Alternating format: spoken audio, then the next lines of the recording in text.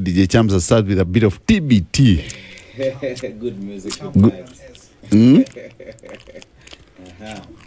how it's supposed to be every day. Every day, yeah? Yes, and I've seen so many people are traveling on the roads. Still scary that we are still registering a couple of more accidents, and of course there's a lot of precautions set up on the road. But I want to talk about decorum. Yes. I want to talk about decorum, and especially when you're traveling on public transport. I will not blame it on any community. Lakini kuna watu wengine mmeingia kwa basi na mmefinyana kabisa. Sasa anaanza conversation kwa simu. Hey, tengeneza hiyo nyumba vizuri. Hiyo mlango ya choo mupandishe juu saa hizi. And you're in a whatever seater, and you're shouting at the top of your voice. Sometimes it's really nice to, be private, respect the other people who are also in the car. Let's have some decorum. We're also appealing, of course, to people who are in the transport business to avoid overloading, because a lot of people are seeing this as a money-making season, and especially so because some of the vehicles that are going are coming back almost empty. Yeah, because but they charge double the price. They charge double the price. Yeah. But now what they do, they even overcarry. They overload.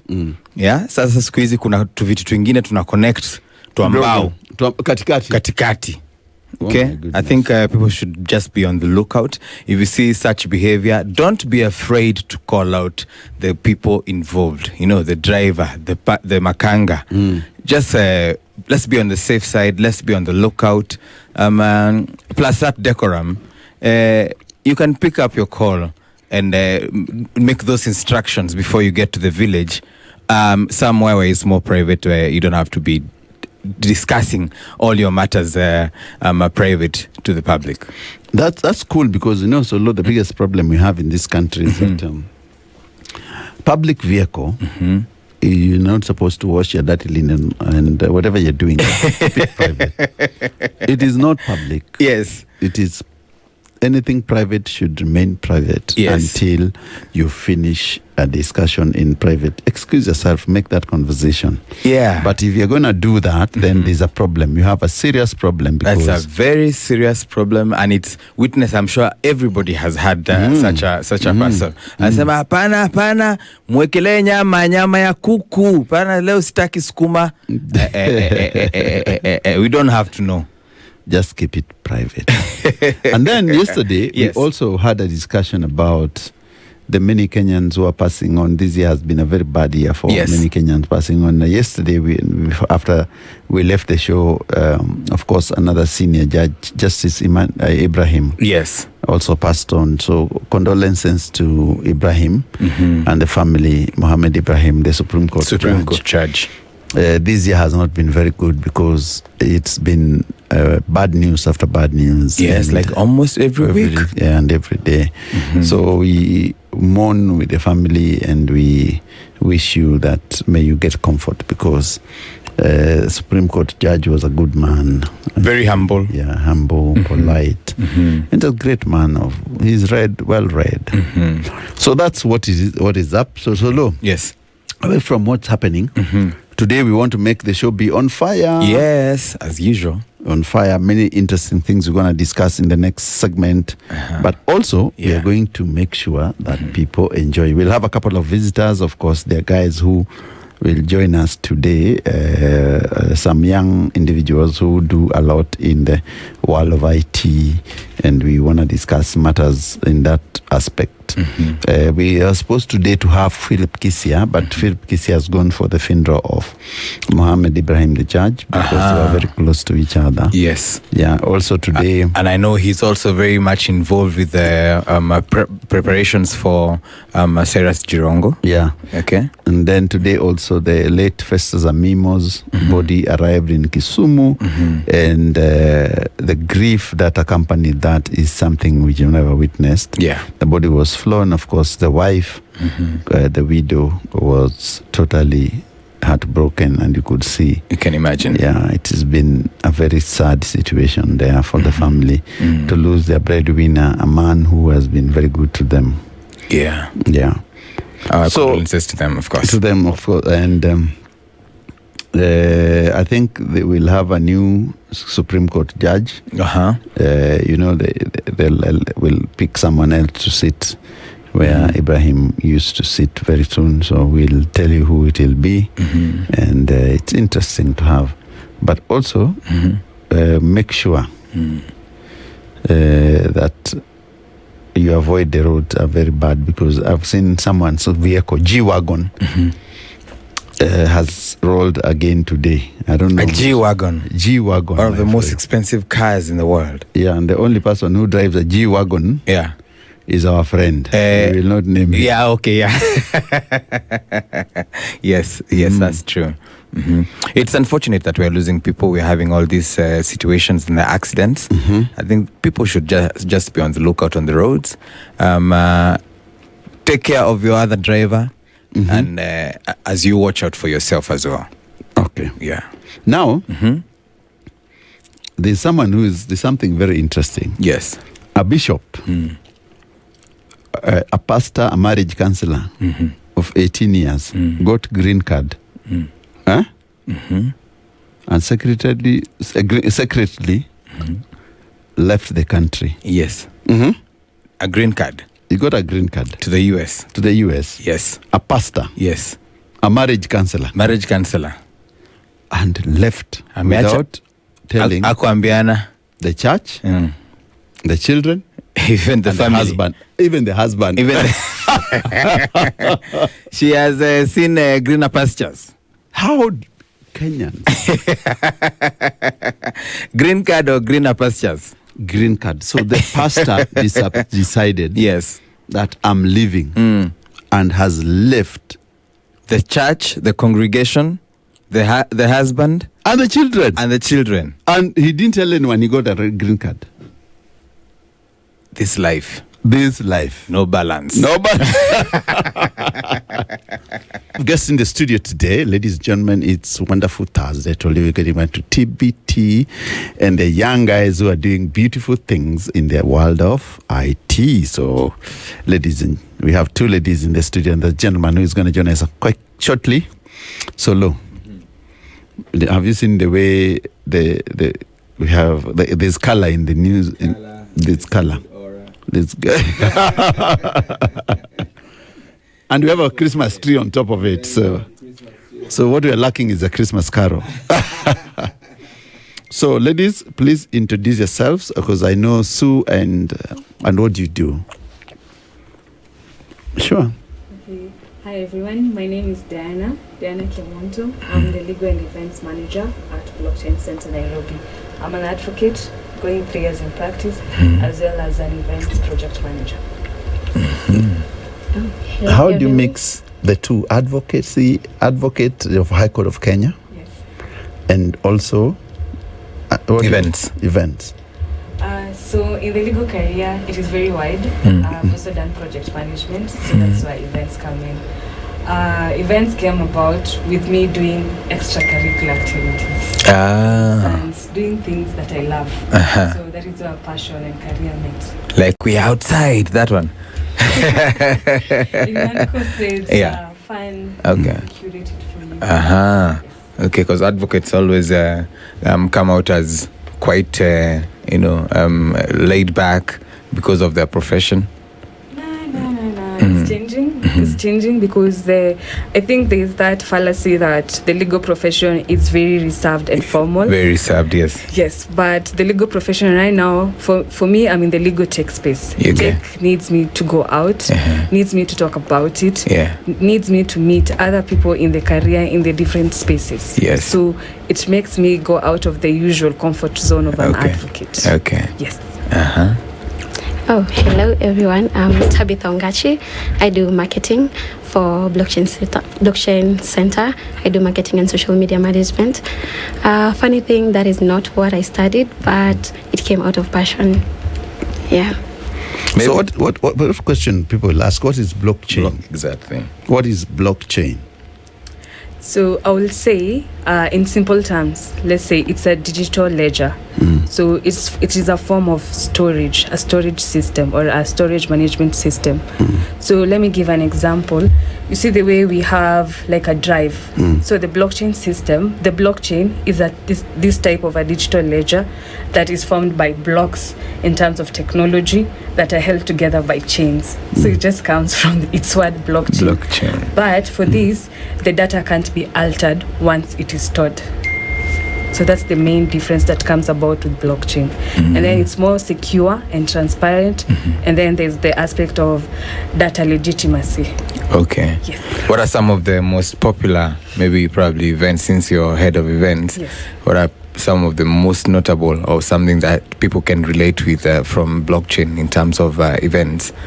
Very quickly before we hit the top of the hour. Okay, the one that happened this year is the Kenya Blockchain Conference, which happened, I think it was around June, mid-year.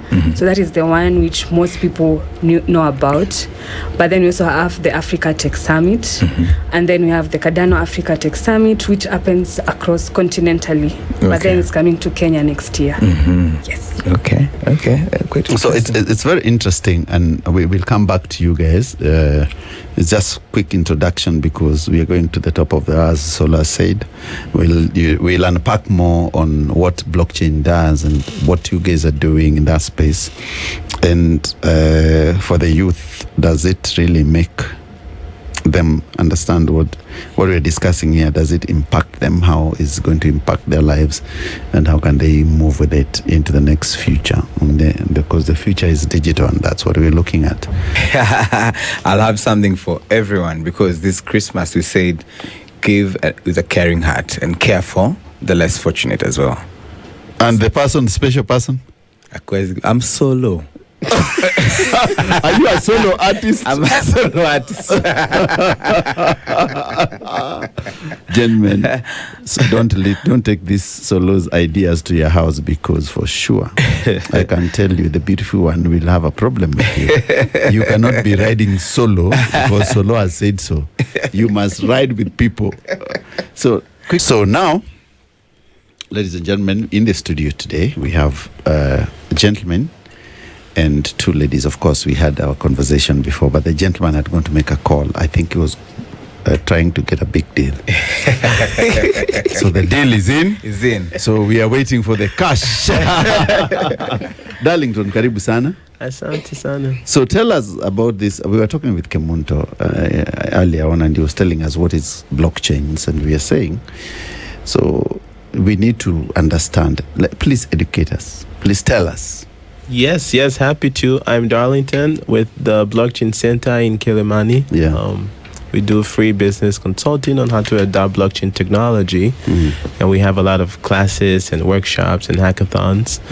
Blockchain is basically a new way to store data.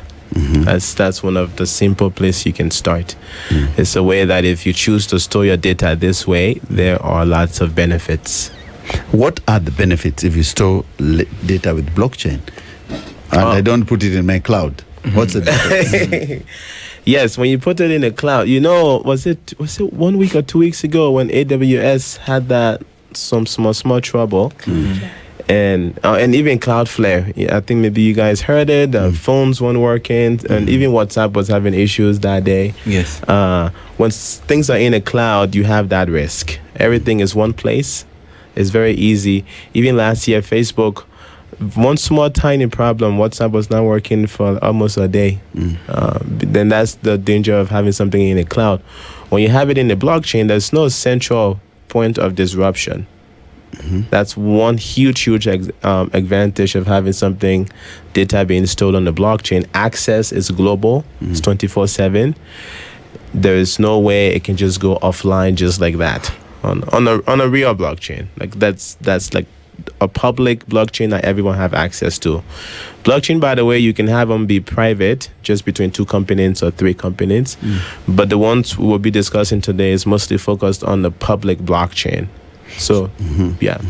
So let's get to public blockchain, and quickly, maybe Kemunto, you want to tell us, you're an advocate. Yes. So advocate Kemunto. Yes. So what is the difference between public and private blockchain? For public, as he has mentioned, for public blockchain, it is accessible to everyone. Like everyone who has any can actually go there and access that data. But for private, as he has mentioned, it's between companies. So this has been narrowed down in terms of data storage. The data stored there is only between 2 or 3 certain parties.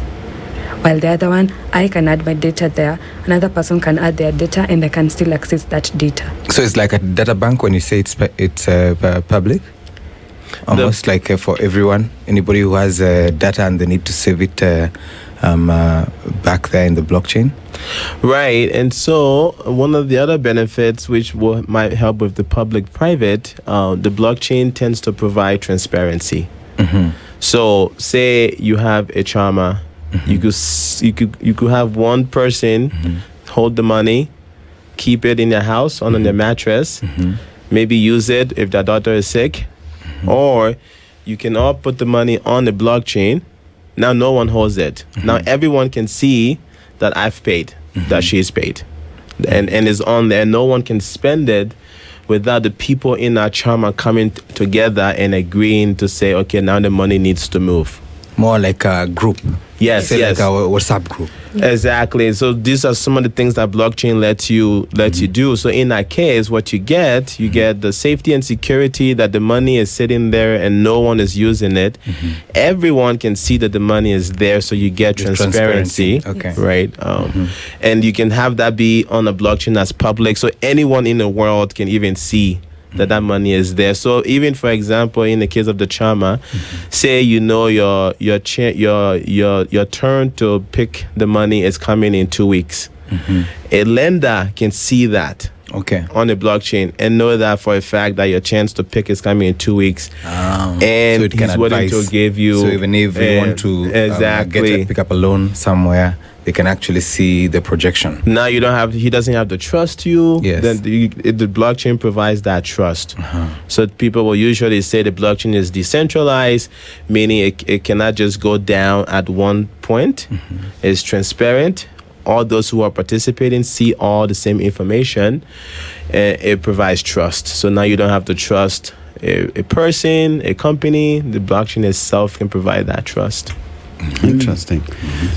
So when you say that it's public, and what I'm getting is that it's where people can store their data and you can access your data freely. Yes. What is the hidden cost? And how do people join that blockchain? And who are the original owners of blockchain? So in the case of public-private blockchain, where it's between companies and special purposes, usually there is a company behind it.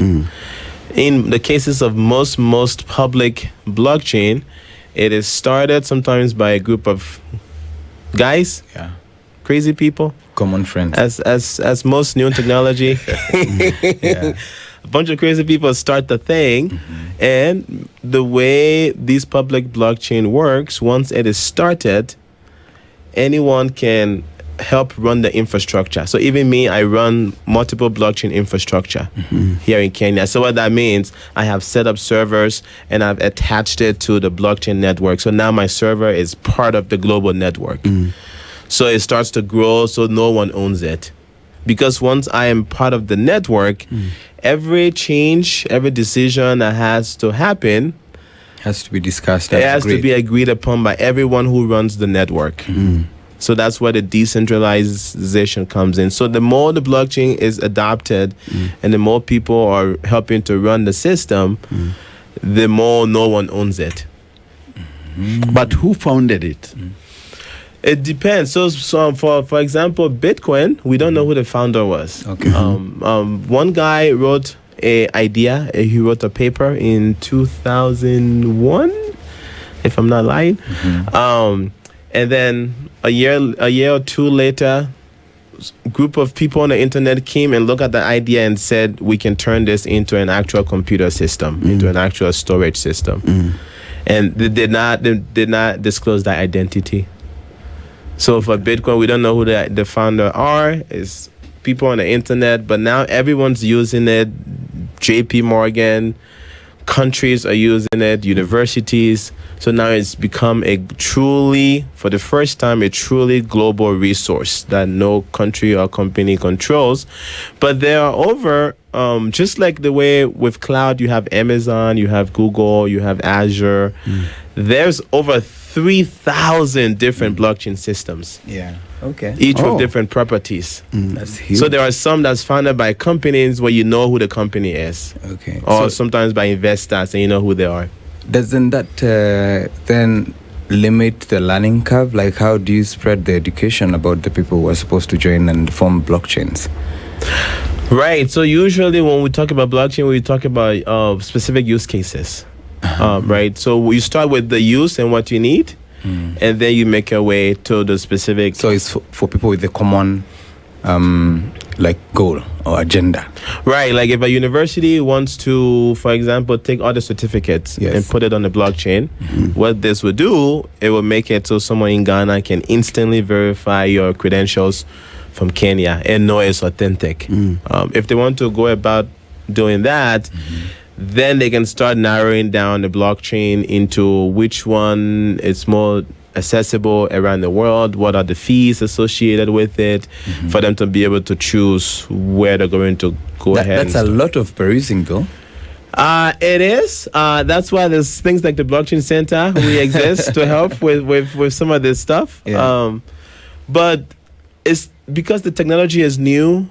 There's a lot of experiment. Kind of like when internet started out in the 90s, people was trying to, what can I do with this thing, right? And eventually the top one will rise up. But people are experimenting to see what can they do on the blockchain besides, just crypto or just university certificates. Like, what can we make this thing do so we can have those benefits of decentralization, transparency, and trust? Okay. And Kirubo now, the legal bit. What happens to the hiccups now? Because of course there are several hiccups and obstacles. Yes. And how do you sort that out? Because that should be it's an uphill task. I know that is an uphill task, but in Kenya, I think we're one step ahead. Okay. The Virtual Asset Act just came into force in November, so we see that is one step ahead. So with the Virtual Asset Bill coming in force, the Virtual Asset Service Provider Act, we see that the aspect of licensing, there's the prohibitions on what you can do with the virtual asset. When you talk about virtual assets, you're talking about the blockchains. For instance, the blockchains come in different, there's cryptocurrencies, there's digital tokens, so all that will form, we have now been regulated under that law. So, and in that law, we're also seeing the issue of anti-money laundering.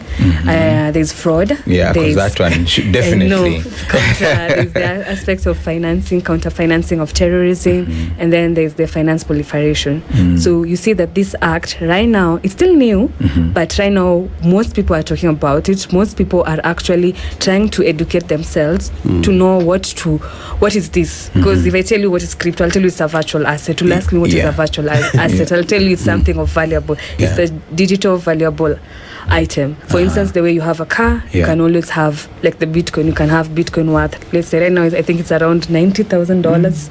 Yes. For one. So you see there's that. But we also see, when we move back, around 2015, the Central Bank of Kenya issued a warning to those people who are interested, or rather to investors in the Bitcoin space. When they were purchasing, the Central Bank said that you are free to engage in the finance and buy and sell, but if anything happens, because the cryptocurrency is very volatile, it can go up or down very fast. So in the instance you lose money, no one is to be held accountable. The CBK doesn't know about that, but it is on you. It's just like, I'll say, for lack of a better word, I'll say gambling. Which is a big issue now, because if money laundering is a big issue, globally, and just like you said, that people can have access to the to your data from different parts of the country, and then different countries have different laws, like you said, CBK, data protection. Exactly. Yes, data protection. So Just explain to us about money laundering and some of the cases that have been handled and successfully, probably. I would say Kenya or even Africa, I don't think there's a case which can be handled. Okay. Because one of the things that comes about with blockchain, or it's one of the, I would say it's an advantage or a disadvantage at the same time, is anonymity. We use remote addresses. Okay. The remote addresses are very specific to that person, and sometimes when you're buying and selling, it's very different. So I wouldn't know who is behind that remote address. Okay. So it's like you are buying something online, you don't, he or she doesn't know you, and you or her doesn't know them. So it's a numeric entity. And this is where some of the data protection systems, how people data are protected, because not everything lives on the blockchain. Just the important bits that has to do with who owns what. Okay. Right. And so the same with the M-Pesa, we have the phone numbers. Yes. Blockchains have, it's not usually just numbers, it's a mix of numbers and letters, and it's usually of 256 characters, sometimes more. Okay. So that's your identity on the blockchain, 256 character long string. That means a lot of AI teaching is involved. Yes, a lot of machine learning. By the way, the US dollars is still the highest used currency for money laundering. No, green money is available everywhere. But I think also most people use the US dollar as the stable coin. Yes, true. Like that is what determines the value of our coin, the value of every currency around the world. But as I was mentioning earlier, I wouldn't say there is a study case that has been done, because for this you have to actually narrow down to those remote addresses, maybe even find out where they live, try to locate them, which is a very hard thing. And I think that is why right now, with the virtual asset service provider, they're trying to remove the aspect of anonymity so that we can know there's more transparency, so that we know who are we engaging in. And Dealing also with. looking at the e-commerce bill. I think there's an e-commerce bill that Kenya is trying to introduce. Yeah, there's a new one. Yes, the one which there were public participation around, I think, in October and August. And there, they want you to disclose your location, your name. Let's say if you're purchasing anything online, the government should be aware what you're purchasing. Which is okay, because people have been conned before. And I think that's you get a very, I say I want a new suit, and you give me only pants. I think that is where they're trying to even govern this e-commerce, because we are seeing with virtual asset, this is virtual, it's everything is e-commerce, and you're also having the aspect of buying and not getting what you want. And a lot of people, let's say, I will use the word scammed when they purchase certain currencies or certain cryptocurrency or blockchains, and they don't get the value for what they bought. Yes. Before we get back to the conversation, ladies and gentlemen, Solo, in Uganda, very interesting things happening there. Yoweri Kaguta, son of Museveni, has pulled the first one and saying that I heard Mr. Changalunyi says the soldiers and police are few while rioters are many. I advise you not to believe him. Every soldier and police officer has a gun with 120 bullets. First, calculate the total bullets per gun. 120. Yes. Do you know what Museveni is telling Ugandans? That people will be shot. If it will not, the Tanzanian issue will be shadow. And it's in short, that's what he's trying to say. And it's shocking that he can actually speak that way, because I remember that his son, General Muhoozi, had actually declared a stern warning, issued a stern warning. Vote and go home. Vote and go home. So basically, they are just signaling what might happen. I can tell you that Ugandans, or we call it Ugandans. If you're going to vote, just make sure you are careful. Because if you're not careful, then the worst might happen. Yeah, and if it happens, you will not reach Yandondo. Yes. My Ugandan brothers, we love you every single day. Champara is a good place to be. Yes, it is. Yeah, the city of the hills. Oh, yeah. Of course, I heard they're saying that it's high time they move the city from Kampala because borders have taken it over. Oh, there are more than people. More than the population. By the way, have you been to Kampala, ladies and gentlemen? Have you been to Kampala? No, I've not been. No. Just if you go there, the borders are more than people. Yeah, they're more than the population. I wonder where is the capital? Rwanda, Kigali. Kigali, also Boda is there too. There too, eh? Yeah, I was just there. But there, the Boda is proper. No, them they are organized. Very organized, they're extremely. Organized. You see, Uganda, Kampala is chaotic. Seriously, that is the problem because you can be knocked by any time. It's coming. It's like they're flying. Yeah, but we hope for the best for Ugandans ahead of the elections. And of course, if they have issued such warnings, I just hope that as East Africa, we will not be going that route.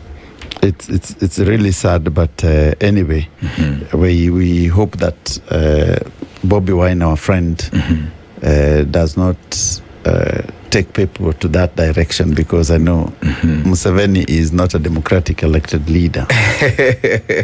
He can decide. Yes. To be a general because he's a general. Yes, he's a general from a very young age. And suspend the constitution. And it will be bloody. I know. Kampala is full of the past stories of such things which happen. People have really died in that country. So it's sad that Museveni can actually warn the residents and the citizens like that. Anyway, away from issues of elections in Kampala, let's get back to our discussion. Of course, we have 10 minutes for this segment. And we were not, Darlington, there's something we said we left hanging on. We talked about fraud, we left fraud and so you are telling us that if this blockchain business you run, there are many people who have come, they have their servers. So in Kenya, how many are like the companies doing blockchains, for example? Are you alone? Are there many competitors? And how is the competition in that field? Well, Kenya has always been a leader when it comes to technology and sort of being future forward. So there's quite a few, and there's quite a few blockchain present in here. It's hard to know all of them because there's a lot, and sometimes when you focus on one thing, you just on that thing. But there's at least 20 different blockchain communities I've interacted with, and within Nairobi. So not even talking about Kisumu. Actually, surprisingly, is also another big tech hub in Kenya. And I've not even interacted with the folks there, but there's a lot of blockchain community in Kisumu as well, and then of course the coast. A lot of blockchain activities is happening there. In the blockchain that I tend to operate in is called Cardano. This is the one that is currently trying to train Kenyans on that specific platform. There is an event that's coming in February targeting young developers, companies with innovation labs, and of course, policymakers. That blockchain, I think I know there's at least 8 operators in Africa. I might be the only one in Kenya, maybe one more, but I have not seen them around in a while. But this is the thing with it, it's hard to know because it's all anonymous, right? Unless they tell you and say, I'm this guy and I'm in Kenya. So if I want to start blockchain, how do I make money? Because that's most important for me. Actually, this is one of the first few tech that actually creates money out of thin air, surprisingly. Right? So how do you create that money? That's what we all know. Look at the way Solo is looking at me. I'm so ready. Obviously, there is the investment side of blockchain, which I tell people don't do. Unless you're willing to go and understand exactly and know what it is you're investing in, don't invest. Most blockchains, because it's new, all of these systems they're still trying to build and sort of lay the foundation. And so they're willing to pay people to help with that building. You can earn just using your skills. Even just being a media... What skills are required? A lot of skills, marketing, right? People like you who can explain Most blockchains have treasuries where you can go in and put in a proposal and say, hey, here's your agenda for this. I see you have an agenda for the year. This is how I can service this agenda in this part of the world. Here is my budget. And then they all have a process for approving the budget. And then once the budget is approved, you get that grant, right? So that's one way to earn the money. Apply your skills. Once you find a community, every community is currently building. And I think what Charles is asking is, how do you get access to this community? Who are they? Where do you find them? Where are they in that database? How do you get to access all this? Go ahead with the Blockchain Center. So for Blockchain Center, we are a community growth partner. Okay. So for us, we have so many partners within our ecosystem who we maybe they host events, they host educational events as well, or even just workshops for them to come and explain this to you. And we do have our website, the Blockchain Center NBO website, where we post such events. And for you just need to come to our website on a weekly and you'll get all the events that are happening. For instance, we have the Cardano Africa Tech Summit, which is happening next year on the 13th February. But before then, there's a hackathon happening. The hackathon has been posted, and the hackathon is only on Cardano. Cardano is a type of blockchain. So you see, for that, if you are a developer, this is your chance to earn money. This is your chance to perfect skills. This is your chance for you to even grow and meet other people in the other blockchain spaces, or even who have other skills like JavaScript and all those skills, and even learn and also get mentorship. So for us, we create that pathway for you to actually come and learn and do everything. And as we had said earlier, we also offer blockchain as a consultancy. So if you have any questions, we usually have our offices at Kilimani. They are open, or even on our social media, or even phone number. You call, and then we can always direct you. Let's say you are interested in Bitcoin. We have the Bitcoin contacts with us because they hosted some of the events last week. Last week there was even a learning lab on what is Bitcoin, how it came about, how you can create an account, because most of this is digitalized. It's not in word form or very kitambo. It's just very digitalized. So everything has to be done online, either on the web or within an app. So your expertise helps you earn more? Yes. Any of it. Your expertise and community. How well you know. Because the community is where you start growing. Because you might have certain skills, but those skills might not be relevant to that community. So this Cardano, yes. What is the community like? So the community, because I'm saying this because also in Kenya, it's when we actually had the inaugural hub, which we launched in Kenya, the Cardano Hub Nairobi. So for this, we have study sessions. When you go on the website, we have the Intersect. That is where you'll get the Cardano foundational learning, or the classes where you start learning from what it is, what it came about, and then you learn about the other communities or even companies, the governance itself, what are some of the working groups or even the committees in it. Like there's the membership, there's the accounts, there's the finance and all that. The community is very fun. Yes. It's very fun. There's lots of learning. They're very serious people, but they also know how to party. It's lots of party.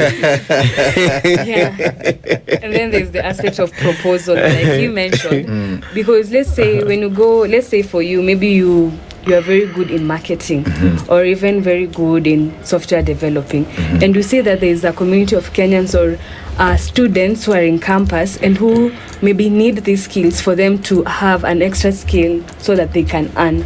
So you can come up with a proposal and say that the Kenyan community, these are underprivileged, or they are underprivileged but very hungry for knowledge, power and all that. So you come with such a proposal. Then when you submit it to the Cardano system or the Cardano Foundation or the whole system, because it's usually open a few times, they will approve. If they approve, you get a grant. So for that grant, that is when you will know how to use that money. Interesting. Yes. Interesting. So I think we'll go for news. When we come back, we proceed with that event you are hosting in February. Yes. That event. Yeah. Yes. And I know Solo, my friend here, is thinking he can be a techie. Yeah. You should attend the It's not just for techie, by the way. Yeah, okay. So much more. And back to our conversation, of course, we are having this thing. I know many people out there, you do not understand what we are talking about, but today we are unpacking blockchains and the future of digital in Africa, the real world blockchain, virtual assets and regulation, public sector, and of course the adoption. And maybe now today, because Tabitha has not spoken, and now Tabi, can you tell us what is the role of these platforms and how do you understand them? For me, I'll say. Sorry. Oh, for me, I'll say. For me, I'll say blockchain has come out as for it as a community. It is building young people out there. People out there are getting jobs. People out there are building. Like right now, we have like hackathon happening. There are many hackathons that usually happens that people are building from their community, from the community aspect. So they find a problem, they build. So people are really learning out there. What is a hackathon? A hackathon, and actually the event we're having in February is we're trying to change this hackathon business, because a typical hackathon is basically a flash innovation event. You get people in a room, give them food, you tell them you can't leave, give them some challenges, and then they try to innovate within 1 week, sometimes 2 days, sometimes 1 day. So it's like a flash event. But then what usually happens, guys have great ideas, but then those ideas never leave the room. Yes. So we're trying to change this to have a different kind of a hackathon. So instead of having Cardano or the Cardano Foundation or the Cardano Africa Tech Summit tell us what kind of problems we should be solving here in Kenya, the hackathon says, hey, you guys are there, you know what the problems are. Go talk to people, go walk your community and come up with some problems that you think can be solved by integrating Cardano. And then go and try to solve that problem. The guys who comes up with viable options, they will get paired with mentors in February, and they will get a small runway for 6 months to try to take the idea to market. Okay. Yes, maybe just to add, so a hackathon is more of an innovation competition where you come up with challenges. There's a challenge, you come up with solutions. The best solution gets a prize, and also the one who came up with the solutions, they get mentorship as well as just say support for them to enter the market. So basically, that's not common though. That's unique to how we're doing it. Yeah, usually you just get a cash prize. Yes. A cash prize. Yes. But we're giving you a cash prize as well as like a runway for 6 months to try to bring your idea to How market. much is this cash prize? That exact amount is still being determined. Hiyo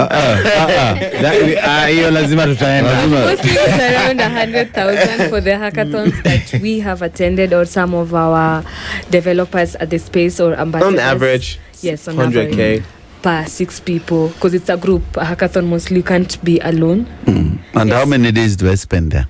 It can be a day or it can be 2 to 3 days. It's how fast you are in solving the problem. Yes, because the first day there's the actual orientation. Because for each hackathon there's a different theme. It's thematic. So if this is the theme, maybe come up with something that is borderless, that it's niche, that can it's different from what is already there. Because for you to come up with something, it shouldn't be already there. Maybe if it is something that is already there, you're just building up on it and making it better, maybe modifying. Yeah. Okay. And also for the price of ours, I think it will also depend on the kind of problem you're solving. So yeah, the budget. The budget is flexible. So now, we come in as a community, or we come in as it's open to the public? It's open to the public. You register. Anybody? Yes. You just register. Yeah. Yes. Because for those teams, there's the legal, there's the cyber security, there's the back end, there's the front end, there's the digital person who has done the market research, the artist, the design and branding, and then there's also the person. Sometimes in all this, there's the idea person, who has very good ideas, or she. And it's happening in different parts of Africa too. So what is the role of this Cardano Africa? And of course, you're calling it in promoting responsible blockchain adoption in the continent. What role exactly is this Cardano? Is it an American company, Cardano? It's not a company. It's a what? It's a protocol. It's a protocol. It's a protocol, like the internet. Okay. Interesting. Then there are companies, including mine, who is promoting it because it's a very good protocol. Interesting, because it sounds like a name of a country. Like Colombia. It does have taxes. I was saying earlier in the back room that Cardano is one of the few blockchains that have taxes, like a country. So you're not far off. Cardano also has a constitution. Yes. I was also part of one of the signers of the Cardano constitution, like a country. Cardano has their version of judges. Interesting. It's a whole protocol, and it has a governance structure, and it has taxes. And one of the things, part of why this hackathon can happen is because whenever transaction happens on any blockchain, usually you pay a fee. Most blockchains, the fee goes to the people running the servers. But Cardano wants to recognize all talents, not just software engineers and server operators. So all of the fee does not go to the servers on Cardano. Most of it does, but 20% goes into a treasury, into a sovereign wealth fund. And then that treasury sits there. Anybody in the world can request money from that treasury. And if they convinced enough people that hold the Cardano token, it's called ADA, to vote yes to the idea, that money is released to you. Okay. Yes. So that's how the money was released for the hackathon for Africa. So when you do hackathon, is it part of the Cardano to promote this blockchain business in Africa? Yeah, with the hackathon, obviously it's not limited exclusively to Cardano, but Cardano technology is one of the things being taught. Like this blockchain is going to intersect with AI, is going to intersect with other things. So there are other technologies too, but when it comes to the blockchain side of it, there's Cardano technical material for people who wants to integrate that technology. Okay. How are governments embracing this? Just wanted to know, like, of course, it's a global thing. It doesn't limit where someone is, your location or anything. But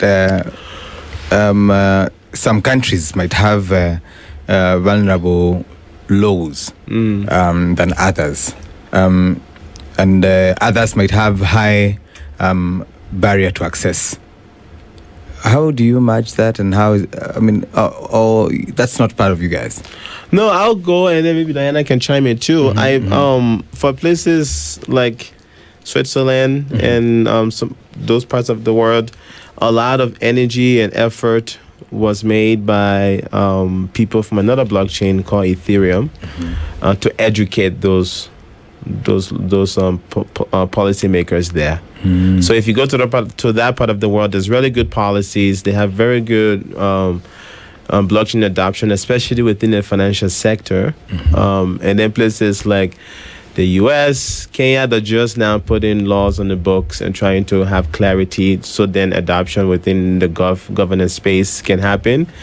Europe, China is very, very heavy on the blockchain thing because one thing that governments are starting to realize is if they move their money to blockchain, they actually have a lot more control. Also, they're embracing it. They own the money side. The money side. Okay. Because they have a lot more control. They can have instant taxes. They don't have to wait for the business to tax you and then send the money to the government at the end of the month. They can tax you at the transaction, and the money goes straight to CV, straight to the bank. So they're very interested in it for that reason. Kemunto, what about back home? I would say, not even back home. Most governments are very shy to implement the blockchain technology in their financial system, or even not even in their only financial system, in any of their systems. Yes, because first of all, most of them are not really educated or more informed on how well, on what blockchain is, how well they can integrate it and implement it.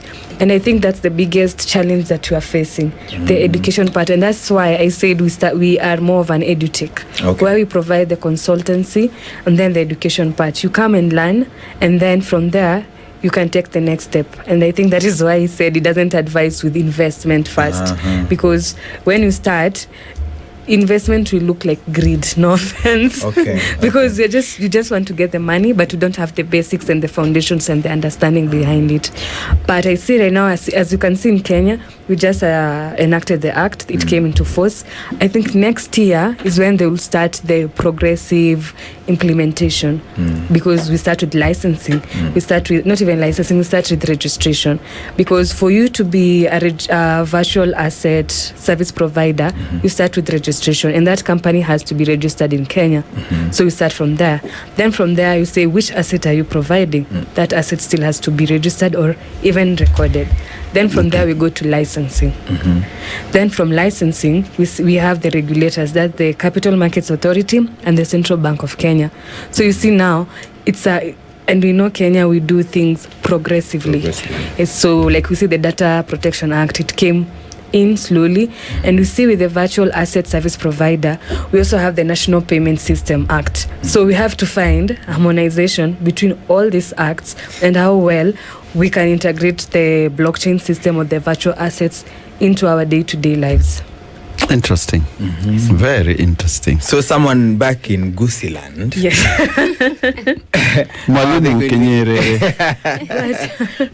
How are they going to see how this one is helping? And also, since that we're also talking about financial institutions as a high level, as a central bank,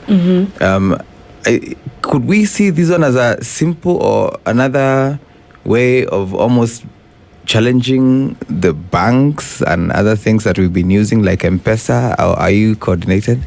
Yeah, I think it's not going to be more of a challenge, but more of an integration, because we are going cashless.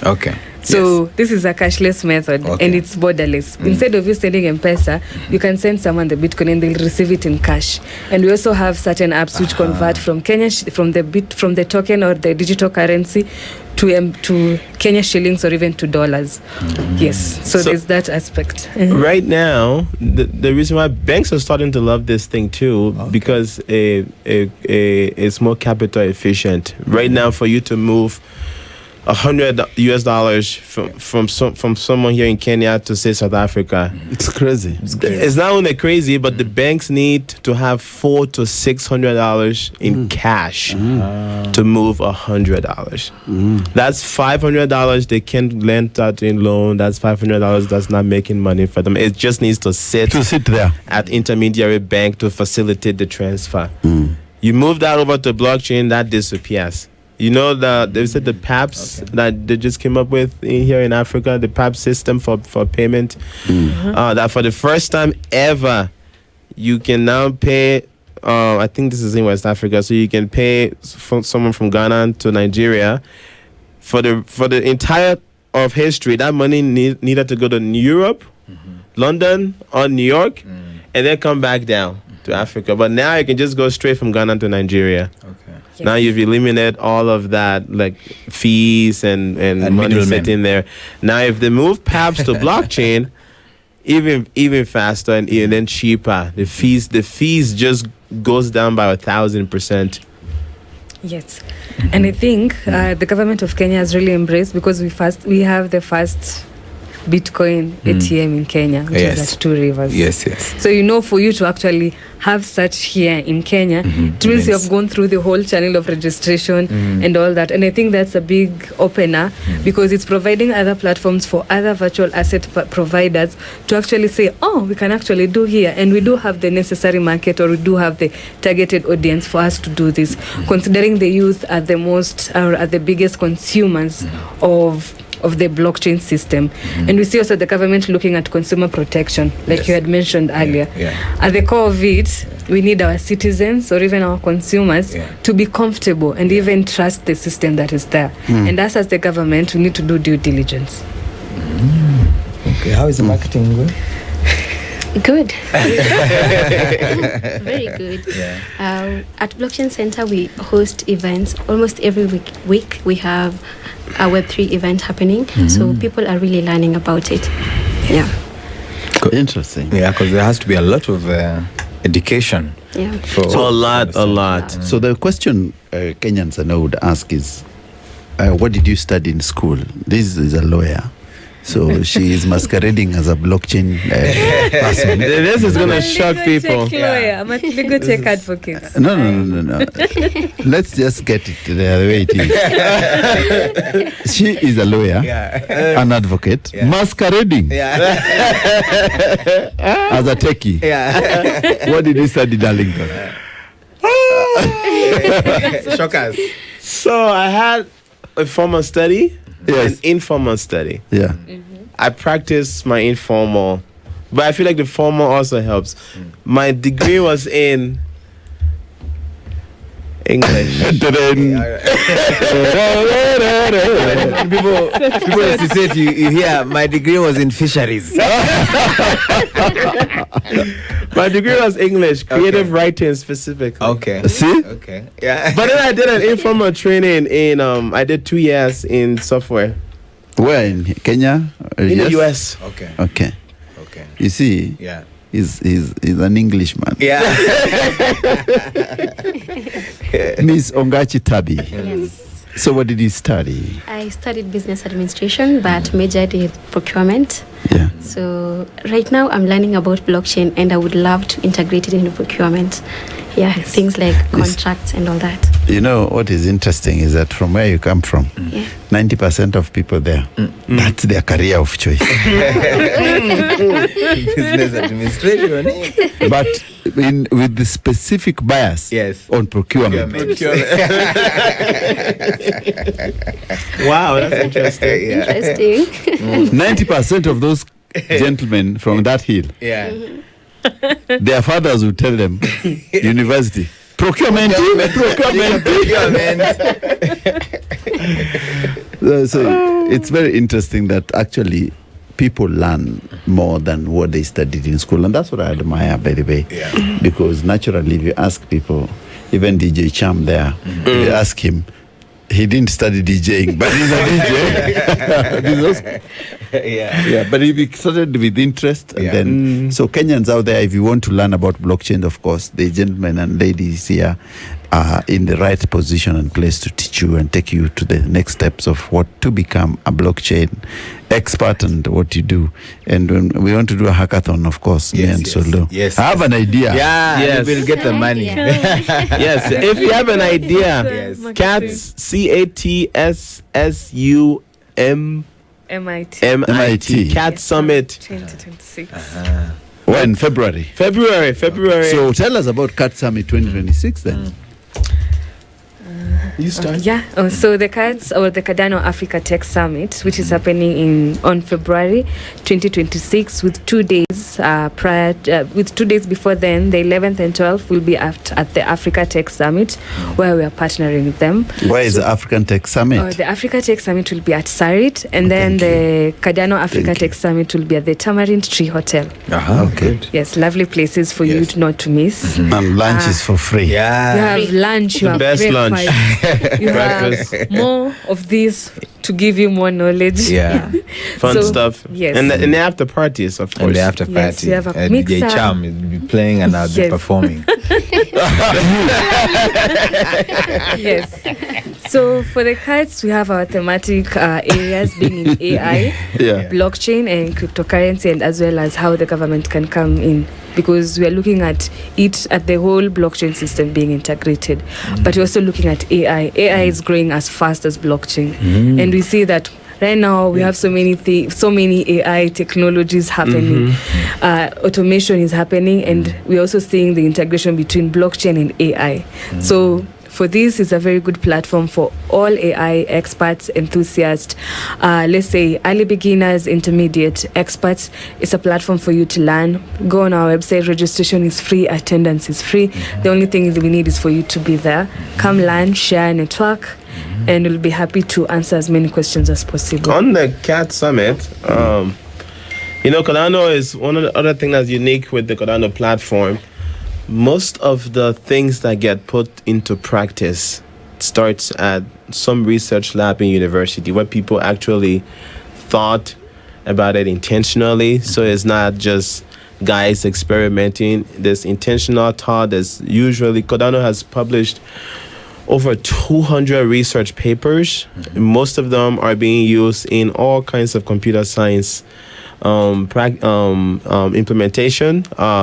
So if you're a company in Kenya, because one thing that the whole continent had suffered for is just lack of innovation. I mean, even something, especially innovation that can be exported. Even our biggest innovation here in Kenya, Pessah, we've had trouble exporting it to other countries. It works great in Kenya, but now you go to South Africa, now it doesn't work. Now you go to Uganda, it doesn't work, and they don't talk to each other. So we've really struggled with global innovation, right? So Cardano is really a platform that can really help accelerate some of the innovation labs that company have. I know people like Safaricom have started putting a lot of money on innovation these days. Even Britam has an innovation lab now, and more companies are really looking into Africa being the next exporter of new ideas. And so if your company is in that innovation space, thinking about the future, you really want to come to this event, because blockchain and AI is going to be the medium that most innovation will sit on top of within the coming years. And the Cardano platform has some really flexible and unique systems that can help that can fit to any sort of business idea you're thinking about, and integrating blockchain into that business idea. So companies with innovation labs, hopefully we'll see you in February. And Cardano has a massive treasury that gives out over 100 million Cardano token. The value fluctuates every year. Some year that's worth $200 million US. Other years is $80 million US.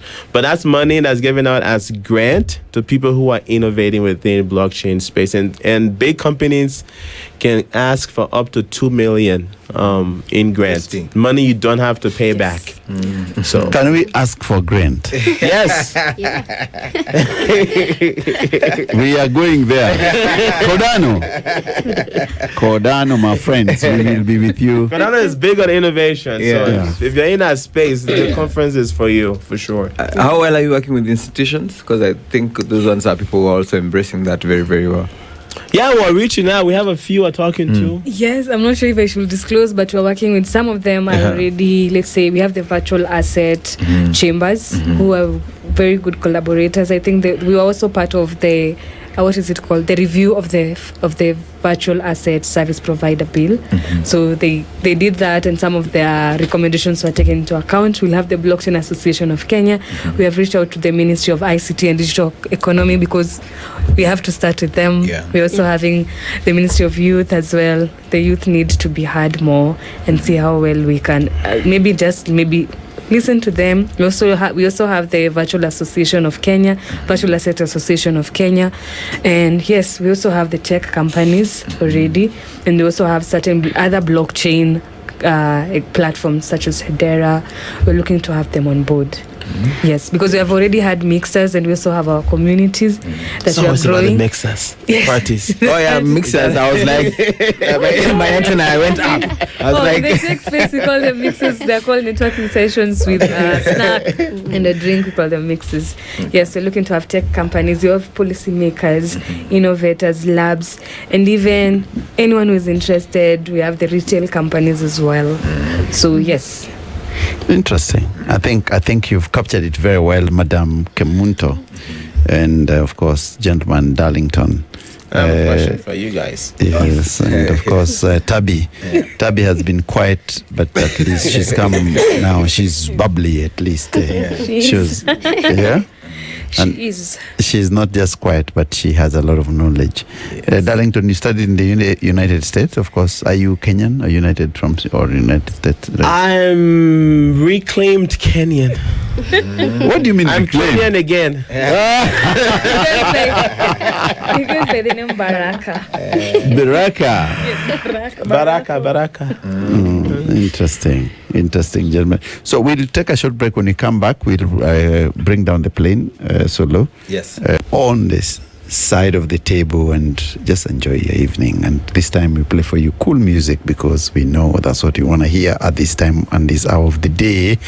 So, and we have a conversation going on, of course, about blockchains. And in the studio, I have Darlington, I have Diana, and of course Tabitha, who are telling us very beautiful things about that. And it's been wonderful to have them in the studio this afternoon. And of course, my co-host Solomon Koko Solo, the man who rides solo. That's right. Yeah? That's right.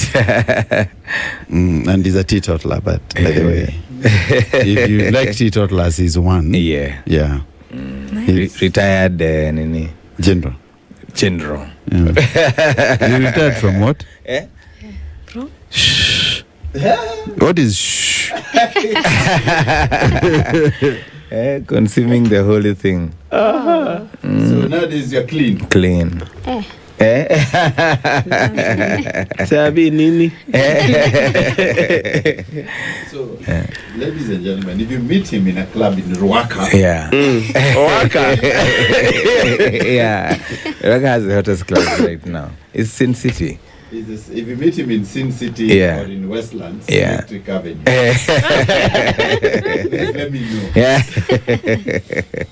You're going to find him as it comes with a lot of money for sure. Oh, yeah. So, ladies and gentlemen, we're discussing about blockchains, and we talked about the summit, which we said is coming on on February, and we said people to register, and the Deca hackathon is at 100,000 if you're lucky. If you win, yes. And you can take the idea to market.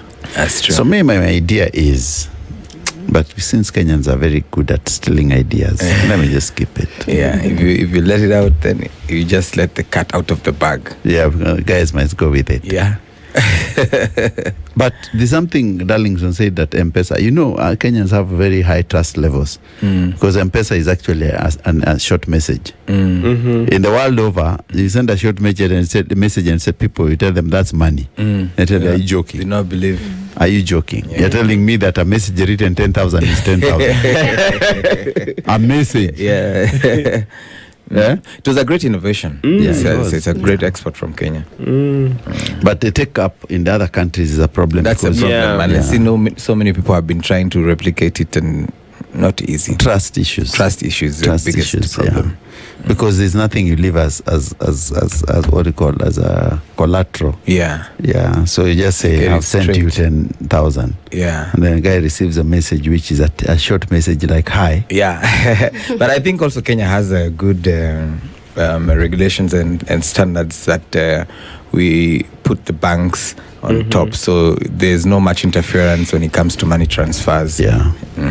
But money laundering is big. That's huge. Yeah.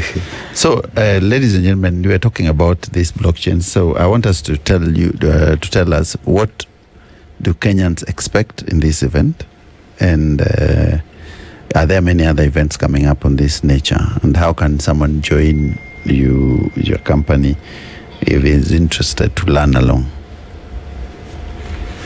I'll start with the events, and then you can talk about. Well, we're hoping to make this an annual event, so that is going to be heavily reliant on if there's need for this event here in Kenya. The event is targeted for the whole continent, but Kenya won because of the environment here. So if there's need here, we'll come back to Kenya.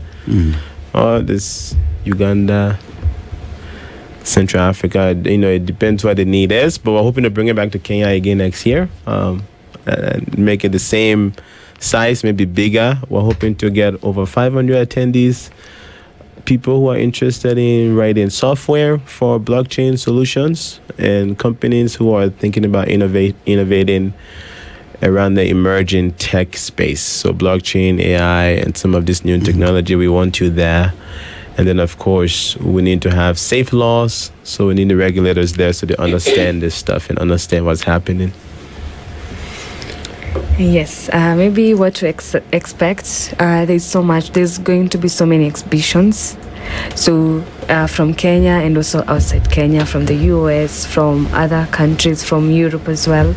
So we are looking to have exhibitions in the blockchain AI space, as well as any software development. So for learners, for anyone who is a developer, this will be a very great opportunity for you to come and even see what is being showcased there. For those who are participating in the hackathon, this is an opportunity for you to get mentorship, to get people to walk you to your money, say walk to the money. And for anyone who is interested, as you said, the event is open to early beginners. Let's say the ones who don't know anything.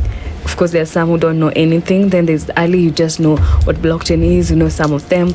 It is open for you. This is an opportunity for you to actually learn, network, and even for the next year, you might actually want to take part in it. And also know that we'll have policy makers, we'll have innovators, we'll have the labs, we'll have developers, already made ones that you already know, very distinguished names in this space. We'll have even some of them will have, what is it called? Some of them will have come up with some, I don't know if you people know Sophia. There's a robot. This is an AI development. We'll have such people there. So it is a very great opportunity for those people, or rather for persons in the technology and the innovation space. So, and for us who are techies, there's also for you to learn, because for the technology space, it can't exist without the marketing, the administrative, the legal, the governance, and all that. So it is a very great opportunity for you to come and get all this in one place. Interesting. Ongachi. Yeah, I think it will be a good place for you to come and mingle with people and network, and it is also a good place for you to come and get a community. So yeah. So community solo.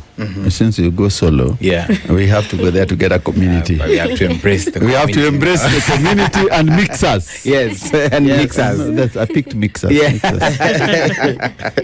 Yes. Yeah, absolutely. So we're gonna do some mixes, ladies and gentlemen. I think it's been wonderful hosting you this afternoon. At least we learned something very new on emerging tech and the spaces we're going into, which is the future. And we really appreciate the knowledge you've passed to our listeners out there. And for sure, iko Hilton dakuja. Tamarind. Tree. Langata, eh? Yes. Yes. Yeah. Yeah, in your hood. It's in my hood. Yeah. There you go. Yeah. Solo, Yeah. question for you. Yes. So this blockchain thing, you've heard a talk for 2 hours now. Yeah. What have you taken from it personally? Well, I think the innovation and also meeting other people, because that's where the challenge is. I think it's bringing good minds together, which is really interesting. And I was just mentioning it to her, and I was saying this is something. It's more than a brightness challenge for people with good skills. I'm particularly interested in that because I like to pick other people's brain as well. So for me to even learn more, it has taught me a lot through this session. So looking forward to it. Nice. Okay. Thank you very much, ladies and gentlemen, of course, because it is wonderful to have you here, and we'll invite you again, but we will come for that conversation and hackathon. I will try to hack something. We will hack it. Sounds great. I'll try to hack something. Yeah. So thank you very much, ladies and gentlemen. We've been hosting gentleman Darlington, and of course Tabitha and Diana, who are young men and women doing great things in the world of technology and of course in the blockchains. And wonderful afternoon, of course, telling us what the space is and what it has to offer for you. And if you're interested in that space, please hit them and check them out, because you're gonna get to learn a lot. And in this show we couldn't exhaust everything because of time, but it is what it is.